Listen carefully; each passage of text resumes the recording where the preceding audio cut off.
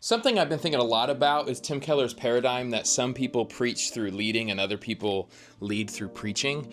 And I think for me, a very obvious thing is that I typically lead my people by way of preaching, but I really feel like we're starting to hit these growth barriers where I just simply can't just focus on better preaching.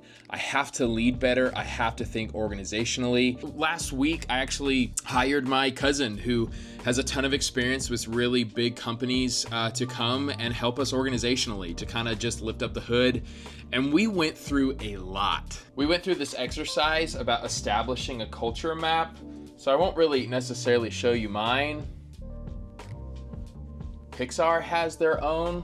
We've been refining people's job descriptions. We created this whole idea of fads where we have focus area docs for people to have 90-day goals, and we're very clear within our organization what those goals are and helping them establish milestones to help them win. But it's also really important to make sure these milestones don't become millstones. All of these things have been, like, I hope, game changers in helping us create a sustainable model of leadership where people feel like they know they're winning, they know they're cared for, they understand our culture.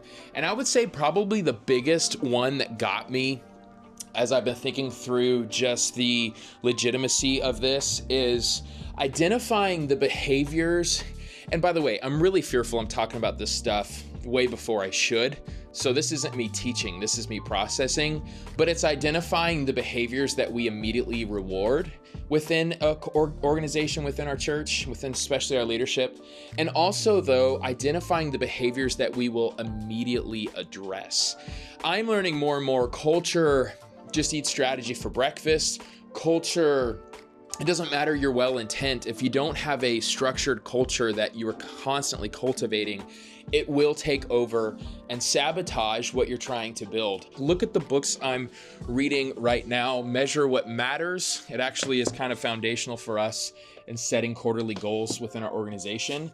Creativity Inc., which I read a few years ago and loved it, really helping us better establish and maintain a culture. I even heard this morning on the audio version, he was saying just because it's catchy and people say it all the time doesn't mean it's actually happening within your organization. Goodness gracious, you know me, I love catchy, but that doesn't necessarily mean it's happening within the organization. And then the last book, you'll notice the theme of Disney stuff. Be Our Guest by Theodore Kinney. Wonderful just analysis of what makes the parks work so well and how they were able to create a culture and make people feel welcome. We're especially going to use it when we think through our Sunday morning processes and making newcomers feel like they're at home. That's let alone, we're also even redesigning my Notion so that it's like so simplified but also documented well. If somebody asks for anything within our organization, within like 4 clicks, I can give it to you, a web page version of what we're looking for. Comment below, do you relate to any of this? This is a peek behind the curtain. Thanks for joining. And did you see that crazy thing I did? I posted all 2.5 hours of my sermons on generosity. Thank you for watching today's video. This is the video I think you should watch. This is the video YouTube says you should watch.